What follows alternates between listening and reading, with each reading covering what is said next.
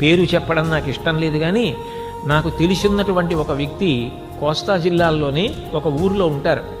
ఆయన చదువుకున్నారు బాగా. వాళ్ళ నాన్నగారు చదువుకోలేదు, ఆయనకి పెద్ద చదువు రాదు. కానీ ఆయన అదృష్టం, ఆయన వ్యాపారం మొదలుపెట్టినప్పుడు ఏది మొదలు పెడితే అదే అట్లా లాభాలు ఇచ్చేసింది. కోట్లు సంపాదించారు. కానీ అనుక్షణం భయం. ఎందుకని? ఆయనకి ఏవి 4 అంకెలు కూడడం రాదు. ఆయన సంతకం అంటే ఏదో అక్షరాలు, పొడక్షరాలు రాస్తారంతే, అంతకన్నా పెద్ద సంతకం పెట్టడం రాదు. ఏదైనా ఒక కాగితం ఇచ్చి చదవమంటే చదవడం రాదు. ఎప్పుడూ భయం. ఇంత డబ్బు ఉంది, కానీ నేను సంతకం పెట్టింది నిజంగా అతను చెప్పింది అలా ఉంది కాగితంలో, ఏమో సంతకం పెట్టేశాను. ఏదైనా కాగితం వస్తే చదువుకోవడం రాదు. ఏదైనా కాగితం వ్రాసి పెట్టవలసి వస్తే పైన ప్రభుత్వానికో అధికారులకో వ్రాయడం రాదు. ఎప్పుడూ మనసులో భయమే.